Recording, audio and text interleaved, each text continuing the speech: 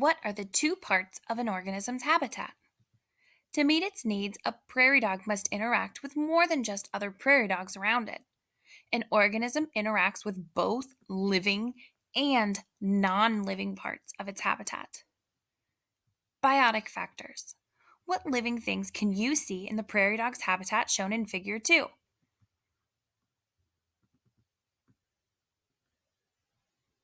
Down here in Figure 2, we see the prairie dog itself, and then we have an owl, ferrets, plants, flowers, along with predators. Here is a hawk.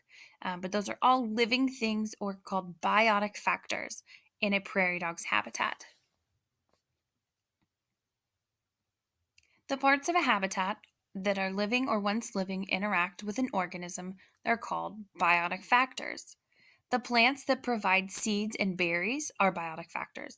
The ferrets and eagles that hunt the prairie dog are also biotic factors.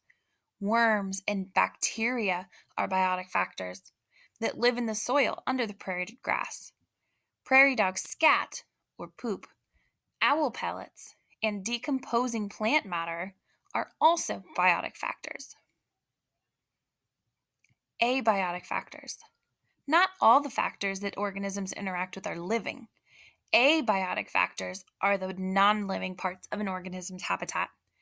These factors, as shown in Figure 2, include sunlight, soil, temperature, oxygen, and water. So, looking down at the image below, it talks some about these abiotic factors, these non living things. Sunlight is non living, it doesn't grow, it doesn't need anything to survive, it doesn't die, it doesn't reproduce. But it is something that we need to survive. Sunlight is needed for plants to make their own food. It's also important as an abiotic factor for most living things. It provides warmth, which is going to bring us down to temperature. But more than anything, it's bringing us energy. It's going to provide energy for the plants to create their own food. And everything depends on plants for food or for energy. And we'll talk more about that later. But the same thing with soil. Soil consists of varying amounts of rock fragments, nutrients, air, water, and the decaying remains of living things. The soil in an area influences the kind of plants and animals that can live and grow there. Some plants and animals, or some plants specifically, need soil that holds a lot of water, that might have some clay in it, or not let the water drain through really quickly. And then other plants do really well when the soil drains because it doesn't need a lot of water. So that soil is going to be important for the plants. But then you'll also notice here the prairie dogs build homes out of it. The ferrets build homes out of it. The owl lives in a burrow underground. So soil can also provide shelter for these animals. The temperature in an area, the temperatures that are typical in an area determine the types of organisms that live there. You're not going to see a penguin living in warm temperatures, and you're not going to see warm tropical fish living in cold water. So that temperature is important for what animals are able to survive in that habitat. Oxygen. Most living things require oxygen to carry out their life processes. Organisms on land obtain oxygen from air. Aquatic organisms obtain oxygen that's dissolved in the water around them. You need air to breathe, but air is not living.